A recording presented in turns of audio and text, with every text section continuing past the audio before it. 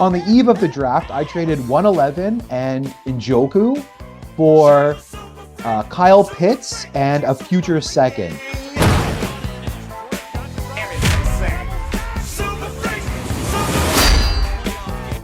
Hello and welcome to another edition of Fantasy Football Freaks. I'm Jason, he's Vaz, and today we have a very special edition because Vaz and I are in a Dynasty League together, and we have just completed our rookie draft because in this league, we draft our rookies before the NFL draft.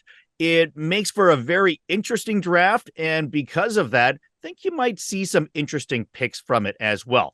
There were also a lot of trades in this draft, so we're going to go over some of those trades as well. And this draft is actually a 5-round, 14-team draft. It is a deep league, so we're going to go over the first 2 rounds as well as some of the trades in it. Vaz, I mean, there's so much to cover with this, and I'm excited because this is my first time talking about this with anybody within our league. Yeah, I'm very excited too. And let me say that if you are like a dynasty veteran and you are looking for a new experience, setting up a league where you draft before the NFL draft is a lot of fun, and I highly recommend it. It requires you to put in a little bit more effort into your like pre-draft evaluation, but it also makes the NFL draft itself a whole lot more fun because you tune in to day 2 and day 3 just as closely as you tune into day 1. It makes it so also exciting. And you know what? When you hit those home runs in round 3 and 4, you feel so damn good. So yeah, I highly recommend this if you haven't tried it. I couldn't agree more. And the one thing I'll add to that is if I were to be in one dynasty league, like this is going to be the first dynasty league that I join, I would still do it where you're drafting after the NFL draft. But if you're already in a dynasty league, the cool thing about this is you get action leading up to the draft. Like you've got to do your research earlier. So it's sort of like stretching out your dynasty football season because you have a pre-draft draft and then you have a post-draft draft. So it kind of stretches out the fun essentially for a longer period of time. Mm-hmm. But let's get right into this. We are going to talk about trades throughout because there were actually a lot of trades that were leading up to this draft, as well as a ton of trades during the draft. But without further ado, let's get into the first pick of the draft. I think it's a no-brainer. Everyone knows that it was indeed Caleb Williams. Mm-hmm. So if you play in a 12-team league, maybe you can consider Marvin Harrison Jr. here. But if you have a need at quarterback in a 14-team league, I think it's a really easy pick with Caleb. He didn't spend more than, I think, a minute on the clock. He just took Caleb and, right to the bank. That's right. And nothing particular we need to talk about with that pick for the time being. We're going to come back to that perhaps a little bit later. But second pick, no brainer. Maybe the easier pick of the two was Marvin Harrison at the second pick. Yeah, and I think it's worth mentioning now that there was an interesting dynamic in this draft where the two individuals held the picks from number 2 to number 7. So of those 6 picks, they were only held by 2 individuals. So I think Marvin Harrison Jr. was the easy pick at 2, but then at pick number 3, which I'm sure you'll get to in a second, there's another very interesting dynamic here. That's right. So it's a different owner, and he takes Malik Neighbors. Right. So he has a huge need at quarterback. He had 0 starting. Well, he had Daniel Jones, which we'll get to in a second, but he had relative for his roster is a rebuilding roster. He, had pretty much no quarterbacks that he doesn't really probably envision Daniel Jones as the long-term answer. So he had a huge need at quarterback. But because of the way the draft was set up, he knew he could take the position player he wanted most at 3, knowing that the same owner at 4 and 5 was likely to not draft 2 quarterbacks. So he would get a quarterback at 6 when he came back up on the clock. So he took Neighbors at 3, who he obviously thought was, quite a bit above Rome or Brock Bowers.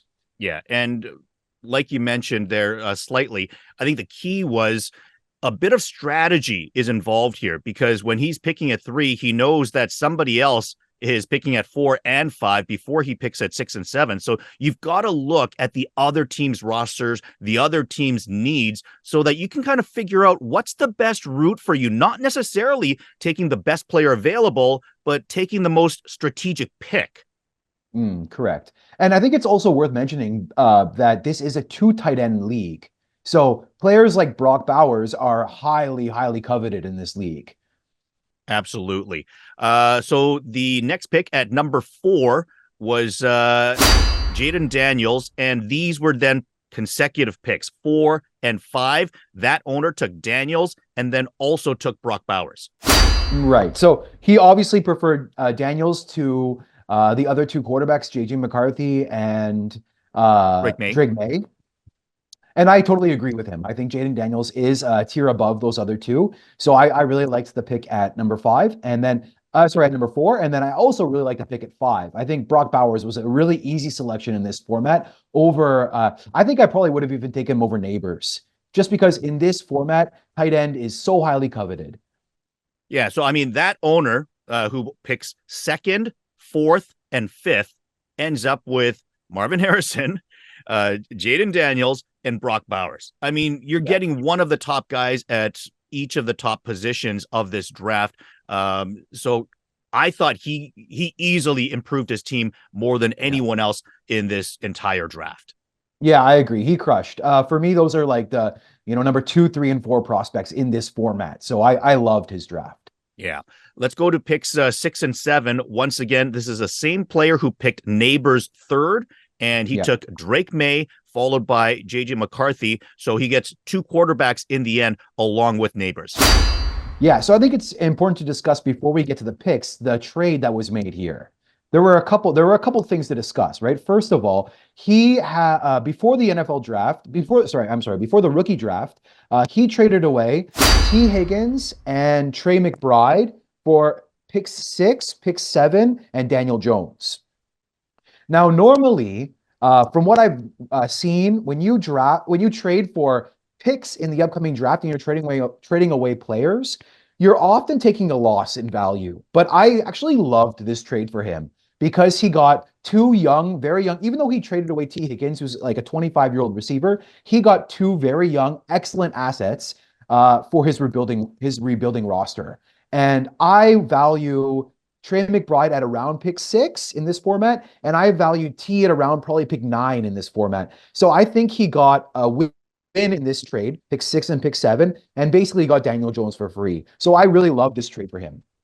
Yeah, I couldn't agree more. And like you were saying, usually in this situation, you're overpaying for picks. But the fact that I think he got good value on that, and who knew that it was going to be May and McCarthy that he ends up with, because you're trading away McBride, but you could have, potentially ended up with Bowers to replace McBride as one of those pieces. Didn't end up that way, but that could have made it almost more interesting in terms of value. But as you mentioned, that was the first big trade that we are talking about there, involving picks 6 and 7. Let's take a look at pick 8, which becomes Rome Odunze.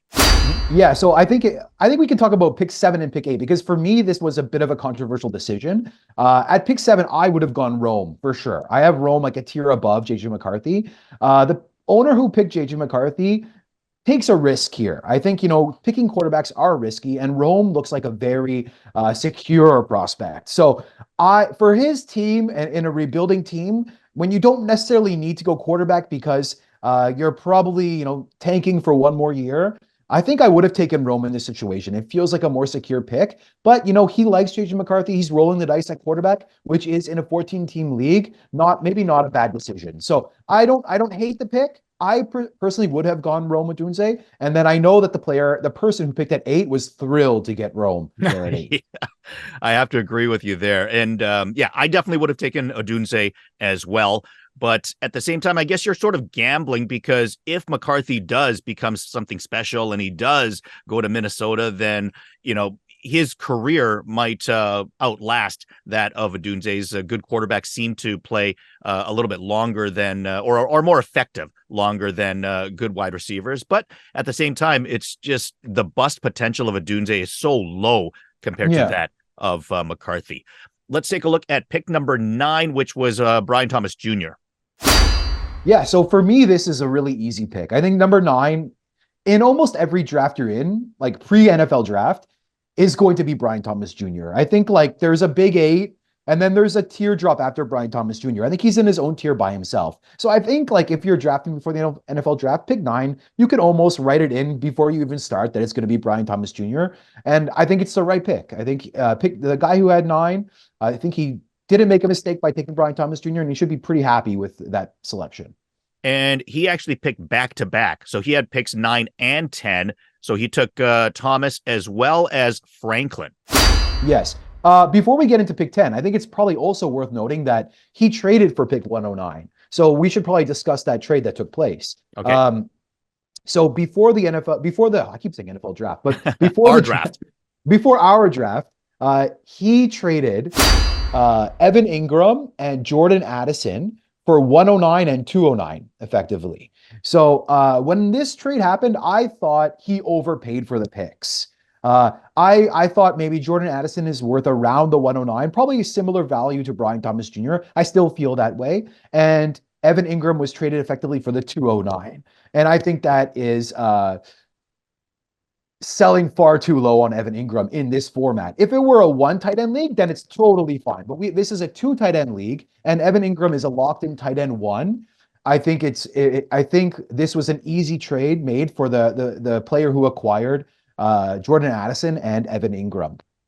But Brian Thomas Jr. is a great talent, so I'm not. And who knows what could happen? I think Jordan Addison is possibly in for a rough season, so who knows what will happen. But I did like the trade for the person who acquired the players. Yep, I fully agree with you, and I'll talk a little bit more about Ingram a little bit later on in terms of trades.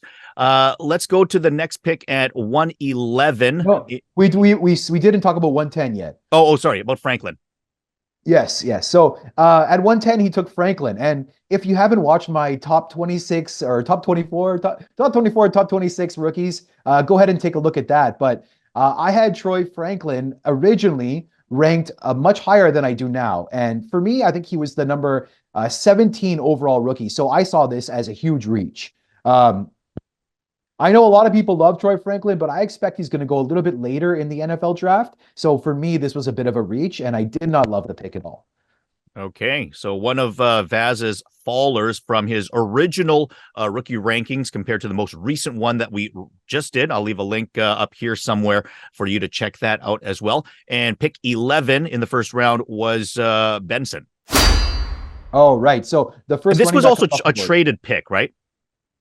It was. I think, yes, I actually traded this pick. So on the eve of the draft, I traded 111 and Njoku for Kyle Pitts and a future second.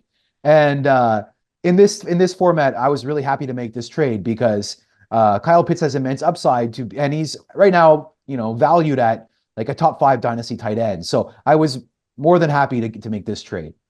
Yeah, I think it's safe to say there was a bit of an uproar. When there's trades in a league where some league mates start lashing out and be like, what? I can't believe something like that set off a little bit of controversy to a certain degree. I thought you got an incredible deal. And as soon as it was announced that Pitts was on the trading block, I was reaching out to try to get him as well. And I know others were. So you were the one that got him. And I think there are a lot of people with sour grapes when that happened. But let's talk about the actual pick being Benson. Yeah. So first running back off the board here, right? And I think it's about the right time for that. I don't have Benson as my number 11 player, but he's not far off. I think he's like 13 for me. So yeah, I think this is probably about right for the first running back. If you have a need at running back, this is the time you want to start thinking about drafting him. And I'm fine with this pick here. Okay. And pick number 12 was Adonai Mitchell. So Adonai Mitchell is my 10th overall ranked player. So I do like this value. I think as if you notice from our top 24 rookies video that I have a tier of 4 or 5 guys in this range. So and at Adonai Mitchell is at the top of that tier. So at pick 12, I think it's good value. Yeah, I have to agree. I think it's an excellent spot to get him. The pick after that was 113. And this pick originally belonged to me. I traded this for a 2026 first. And my thinking at the time was I like my team as it is, and I felt whoever I took here was going to be a risk. I thought it was going to be high risk, high reward, and a chance for this player to be a bust. My team is in win now mode. I am set at every position. I have Najee Harris is on my bench as an example. So the reason I traded this pick was I felt that whoever I drafted here, once we get to mid-season, if I suffer an injury somewhere or something happens and I need to upgrade my team somewhere, if I took someone here that became a bust, that was a concern for me. So that's why I wanted to trade this pick. And essentially, I wanted to retain the value of the pick. I got fortunate that, the team that did offer me his 2026 first was a team that I felt, wasn't a top 4 or 5 team. So I feel that 26 pick is going to be certainly much better than 13. Hopefully it'll be a lottery pick, but who knows? But in the end, I felt that the most important thing, my strategy was that I wanted to retain value with this pick, because if I get an injury somewhere or if somebody gets benched, then I want to be able to use that 26 pick to be able to upgrade at that position mid-season. And for that strategy, I thought I was happy. The pick ended up being Corum. And, that's a player that for me, like I said, I don't think that player helps my team. Again, Blake Corum for me was a huge reach. I have him as my 4th ranked running back, and he went as the 2nd overall running back taken in this draft. I don't love it. I would have liked to, if you have Blake Corum high, I think you should look to trade back a little bit and select Blake Corum a little bit later than at 113. I think it's too high for him here. Yeah, he's been drawing a little bit of interest lately because he played for Michigan, right? Right. With what's his face, the head coach there, Harbaugh. Harbaugh, yeah. So once again, the talk. We don't know what's going to happen yet, but some of the rumors seem to be that Harbaugh might draft him to the Chargers. Yeah. And of course, if he goes to the Chargers, number one, we know that, things aren't set in stone in terms of the depth chart with Edwards there. And then, of course, we all know that Harbaugh loves to run the ball. So that seems to be a reason that Corum might be going up a little bit. But I do agree that it's certainly early, and it's earlier than the next guy who was taken 14th overall, which was Brooks. Yeah, so best case scenario, I think, is Corum goes at the top of round 3 to the Chargers with his old coach. Best case scenario, and he's in a platoon, right? That's best case scenario, but we draft before the NFL draft, so it's not set in stone that that's going to happen. So I think if you do like Blake Corum, I do think you should trade back, and then at pick 114, Jonathan Brooks goes, who I have as my RB1. So I love that pick at 114. I would have taken him instead of Benson at 111, right? Yeah. So I love this pick at 114. All right. So that is the first round. Let's take a look at round number 2. The first pick was McConkey, receiver. Okay. So I think it's worth mentioning here that 201 was traded for Rashee Rice. That's right. Yeah, 201 was traded for Rashee Rice at the time of the incident. Right after the accident, like within 24 hours of the accident taking place. Right. So one owner, a buddy of mine, Eric, trying to, leverage the situation into his favor, trading the 201 for Rashee Rice, because I know I've been talking to him about this, and he thought the player that would be on the board at the 201, he would prefer Rashee Rice too.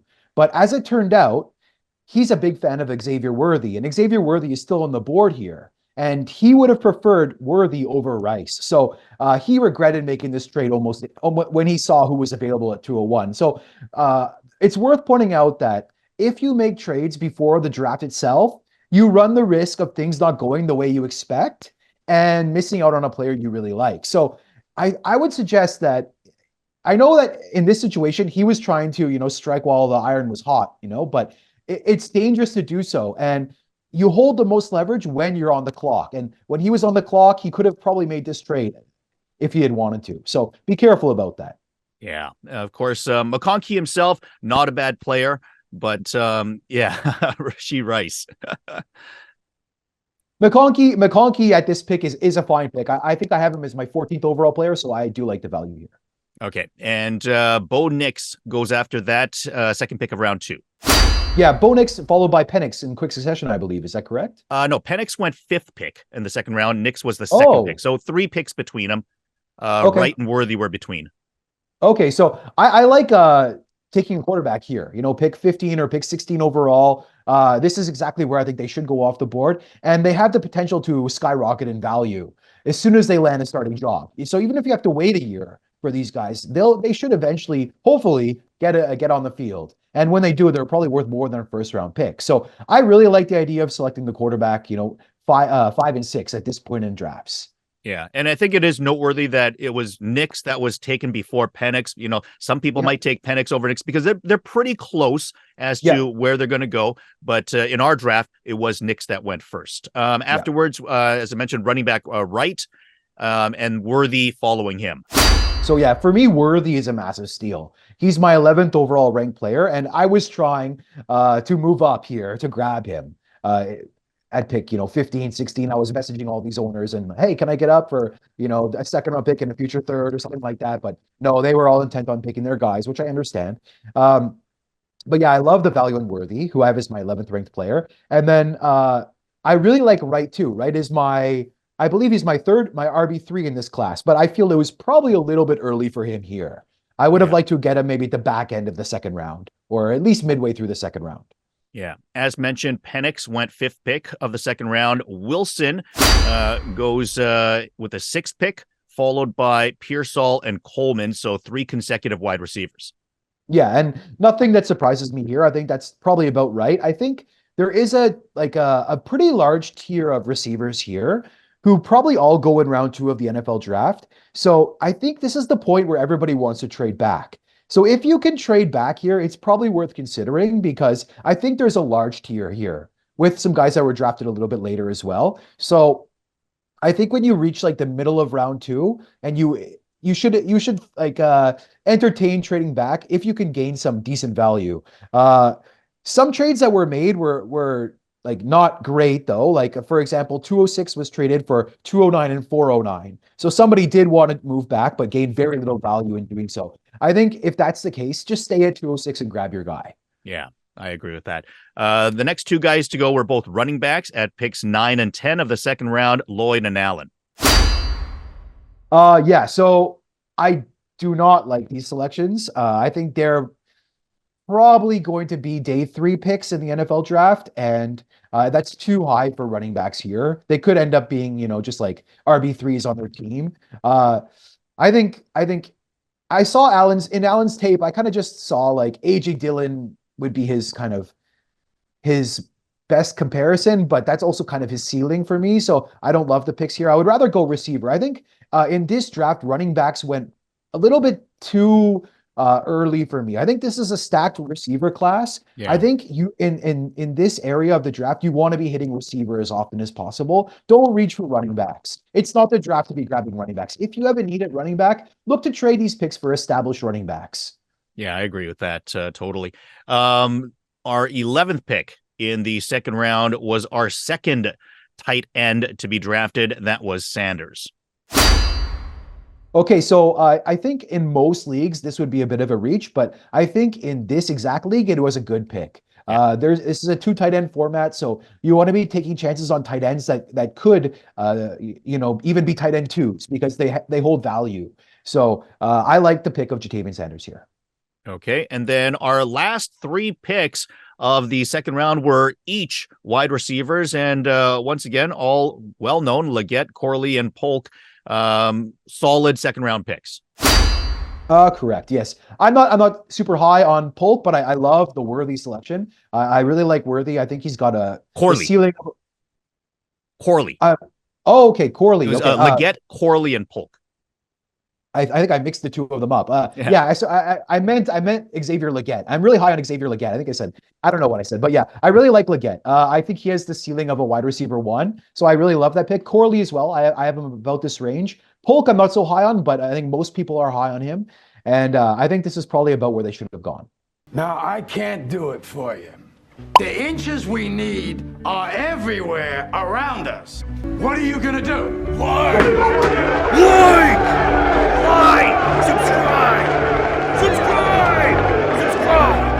Subscribe!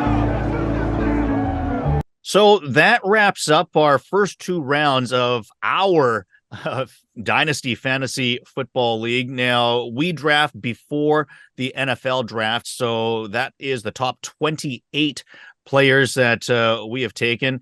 And Vaz, when we look back on the draft itself, what were your final takeaways?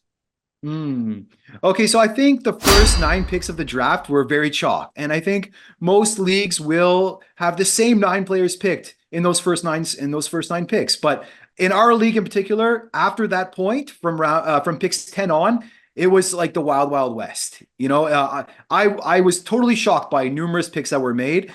So firstly, I was shocked that Worthy fell so far. I have him as my 11th overall player, and I think he lasted to pick 16 or pick 17.